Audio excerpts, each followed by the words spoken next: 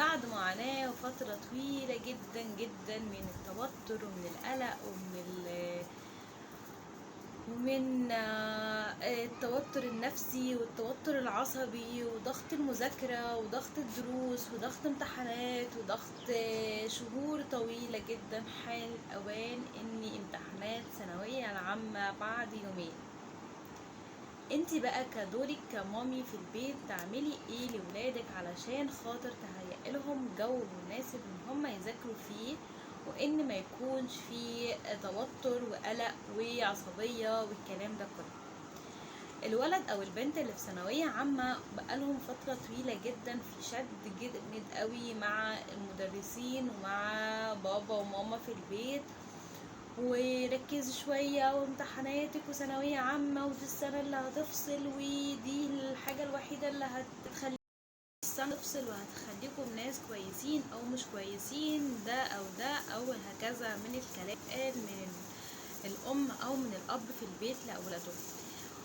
طبعا الولاد بيبقوا مشدودين قوي وبيبقوا متوترين قوي وخايفين جدا جدا ان هم يأثروا في حق باباهم او مامتهم او تعبهم اللي كانوا بيتعبوه خلال السنة من مذاكرة ومن تعب ومن سهر ومن امتحانات ومن دروس ومن مدرسة ومن. بكل بساطة الموضوع سهل جدا، ثانوية عامة زيها زي أي سنة، ومفيش حاجة اسمها هي دي السنة اللي هتفصل أو السنة هي اللي هتكون مستقبلكوا أو هي دي اللي هتحدد مصيركوا أو الكلام ده كله، مفيش منه الكلام دوت. دي حاجة ربنا بيكتبها لنا، حتى لو احنا عاوزين حاجة معينة وما جاتلناش بتخلي الطفل أو بتخلي البنت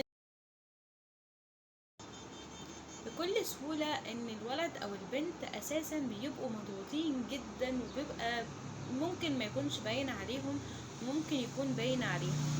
هم اصلا مضغوطين، فتيجي ماما تفضل تقول لهم ذاكروا اعملوا ركزوا بصوا لمذاكرتكم، ما تلعبوش على الموبايل، ما تعملوش ثانوية عامة امتحانات، ذاكر.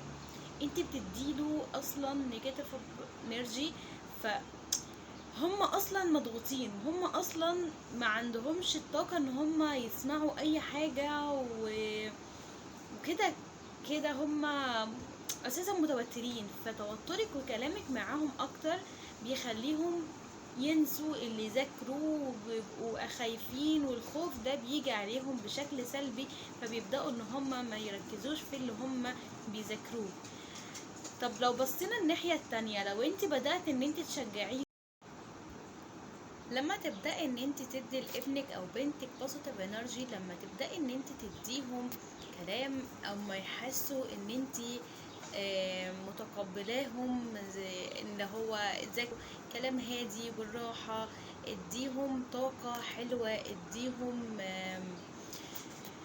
اديهم تشجيع اكتر، ما تخليهمش اللي هم اصلا متوترين وعلى اعصابهم من كل الاتجاه، فهم برضو جواهم صراع، هم محتاجين اللي يحاول اللي يهديهم ويهدي الصراع اللي جواهم ويطمنهم ويحسسهم بالامان. زي بالظبط الطفل اللي بيبقى لسه صغير وعايز يتقبل او عايز يحس ان ماما وبابا دول متقبليني ولا لا، فبنبدأ ان احنا نديهم اهتمام عشان نحسسهم ان احنا حابينهم او عاوزينهم يبقوا موجودين معانا في الحياة. بالظبط هم بيبقوا نفسهم عايزين حد يديهم طاقة ويديهم ويقلل الصراع اللي جواهم ويخلي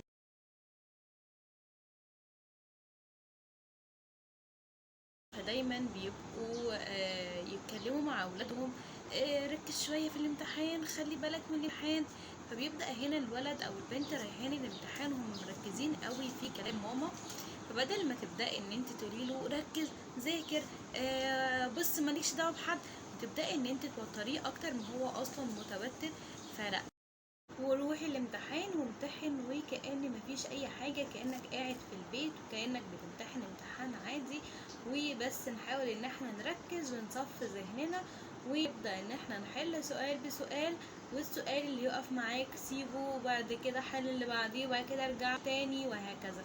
هنا الطفل يبدأ هنا الولد او البنت يبدأوا ان هم رايحين الامتحان عندهم استعداد ان هم يحلوا بكل هدوء وبكل بساطة، وجواهم الصراع اللي جواهم يقل شوية، ويبدأوا ان هم يحلوا بكل سهولة بكل اطمئنان ان الامتحان هيكون سهل، وان ما يبقاش متوترين وما يبقوش قلقانين.